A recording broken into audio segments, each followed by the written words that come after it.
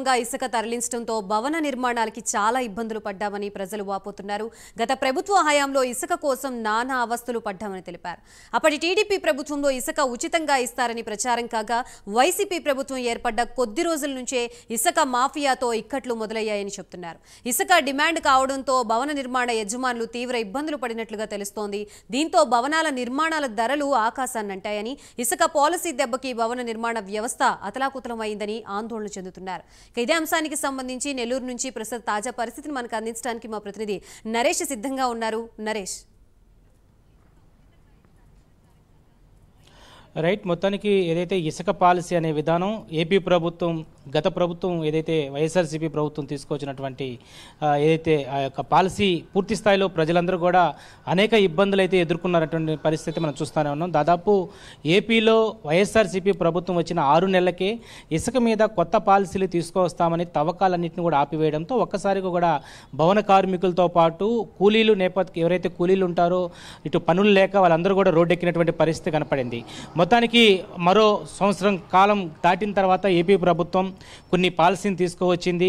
ఆ పాలసీలు తీసుకువచ్చిన విధానం ఒక్కసారి చూస్తే ప్రజలందరూ కూడా భవన కార్మికులందరూ కూడా ఆందోళన దిగాల్సిన పరిస్థితి ఏర్పడింది. ఒక్కసారిగా కూడా ఆకాశాన్ని అంటినటువంటి రేట్లు ఒక్కసారిగా కూడా ధరలు పెరిగిపోవడంతో ఏపీ వ్యాప్తంగా ఉన్నటువంటి భవన కార్మికులు ఇటు కూలీలు సైతం వెళ్ళేటువంటి కార్మికులంతా కూడా వాపోయారు. ఇటు ఇల్లు కట్టుకోవాలంటే దాదాపు కూడా కోట్లాది రూపాయలు వెచ్చించాల్సిన పరిస్థితి ఏపీ వ్యాప్తంగా కనపడింది. ఈ నేపథ్యంలో ప్రధానంగా నెల్లూరు జిల్లాకు వద్దాం. నెల్లూరు జిల్లాకు సంబంధించినటువంటి పెన్నా తీరానికి ఆనుకున్నటువంటి అనేక ప్రాంతాల్లో ఇసుక రీచ్లు, ఇసుక ర్యాంపులు ఉండేవి. ఇక్కడ పెన్నా ఇసుక అంటే దాదాపు తెలుగు రాష్ట్రాల్లోనే ఒక నాణ్యతతో కూడినటువంటి ఇసుకగా ఒక పేరుంది. ఇది చాలా ఖరీదైనటువంటి ఇసుకగా చెప్పొచ్చు. దాదాపు నెల్లూరు జిల్లాలో అనేక ఇసుక ర్యాంపులు, ఇక్కడి నుంచి దాదాపు పక్క రాష్ట్రాలు సైతం కూడా అక్రమాలు జరిగేటువంటి పరిస్థితి మనం చూస్తూనే ఉన్నాం. గత 5 ఏళ్ల పాటు ఏపీలో ఉన్నటువంటి పెన్నా తీరానికి సంబంధించినటువంటి ఇసుక అంతా కూడా బెంగళూరు, చెన్నై, హైదరాబాదు, విజయవాడ పలు ఏదైతే నగరాలకు సైతం కూడా ఇక్కడి నుంచి ఇసుకను అక్రమంగా తరలించేటువంటి పరిస్థితి అయితే ఉంది. గత 2014-19కి సంబంధించినటువంటి టీడీపీ హయాంలో ఇసుక ఉచితంగా వచ్చేది. భూగర్భ గనుల శాఖ యొక్క ఆధ్వర్యంలో ఇది ముందుకు వెళ్ళేది. మైనింగ్ శాఖ ఆధ్వర్యంలో ఎప్పటికప్పుడు కూడా పర్యవేక్షణ ఉండేది. ఇసుకను తీసుకువెళ్లాలంటే ఉచితంగా తీసుకెళ్లేవాళ్ళు.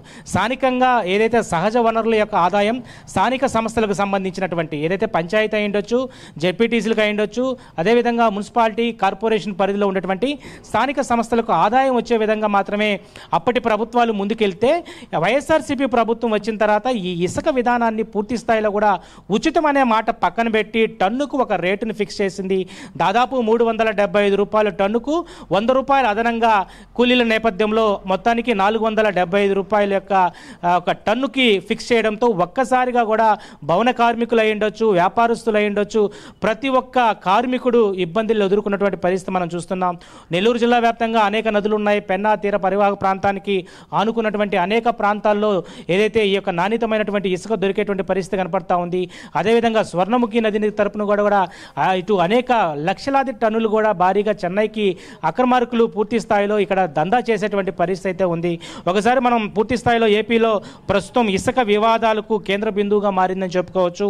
ఇసుక తవ్వకాలు, అక్రమాలు అరికట్టేందుకు కూడా ఏదైతే పూర్తి స్థాయిలో గతంలో ఉన్నటువంటి టీడీపీ ప్రభుత్వం ఉచిత ఇసుక పాలసీలో స్థానిక సంస్థలకు సంబంధించినటువంటి అక్కడ ఉన్నటువంటి ప్రాంతాలకు మాత్రమే ఈ యొక్క ఆదాయం వచ్చేది. 2019 నుంచి ఇసుకలో మార్పు విధానం తీసుకువచ్చారు. 2019 నుంచి గడిచిన 5 సంవత్సరాల్లో 3 సార్లు కూడా ఈ యొక్క పాలసీలో మార్పులు చేసి సవరించడం జరిగింది. ఎన్జీటీ, నేషనల్ గ్రీన్ ట్రిబ్యునల్ సంబంధించినటువంటి ఎన్జీటీకి అనేక ఫిర్యాదులు అందాయి. ఇసుకను అక్రమంగా తరలి వెళ్తున్నారు. ఇసుక పాలసీ ఇచ్చినటువంటి విధానాన్ని ప్రభుత్వం తూతూ మంత్రంగా ముందుకు తీసుకెళ్తుంది. ఈ ఇసుక పాలసీ వల్ల అనేక ఇబ్బందులు ఎదుర్కొంటున్న అనేక ప్రాంతాలు సైతం కూడా వందలాది టన్నులు అంటే దాదాపు 40 టన్నులు వెళ్లాల్సినటువంటి ట్రక్కు దాదాపు 60 టన్నుల వరకు కూడా ఈ ట్రక్కు వెళ్లడంతో రోడ్లన్నీ కూడా నాణ్యత కోల్పోవడం, గుంతలు పడడం, ఏదైతే వర్షా ప్రభావం వల్ల గుంతల వల్ల అనేక మంది మరణించడం, ఇలాంటి అన్నిటికీ కూడా ఈ యొక్క సహజ వనరులుగా ఉన్నటువంటి ఇసుక పాలసీని పూర్తి స్థాయిలో ప్రైవేటు వ్యవస్థకి, ప్రైవేటు సంస్థకి ఇవ్వడంతో ఒక్కసారిగా రాష్ట్ర వ్యాప్తంగా కూడా ఒక దందా అయితే కొనసాగింది. ఈ దందాలో వేల కోట్లు కూడా ఆర్జించారని చెప్పి ఒకవైపు టీడీపీ నేతలు ఎక్కడికెక్కడ కూడా ఈ యొక్క ఇసుక ర్యాంపుల వద్దకు వెళ్ళి ఆందోళనకు దిగారు.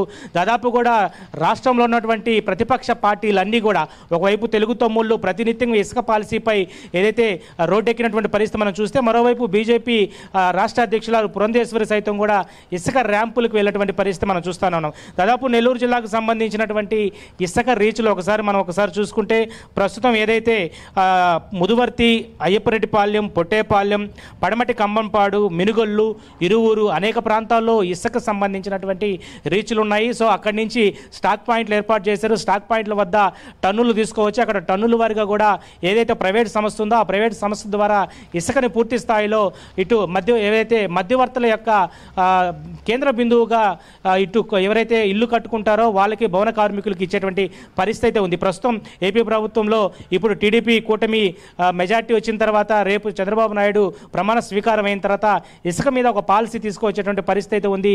ఇసుకను మరలా ఉచితంగా ఇచ్చేటువంటి పరిస్థితి కూడా దాదాపు కనపడుతుంది. ఏపీలో మరలా మంచి శుభసూచకమైనటువంటి పరిణామాలు అయితే ముందుకు నడుస్తాయని చెప్పి ఒకవైపు రాష్ట్ర వ్యాప్తంగా ఉన్నటువంటి ప్రజానీకం ఆలోచిస్తున్నటువంటి పరిస్థితి అయితే కనపడుతుంది. Right, thank you for the complete updates Naresh.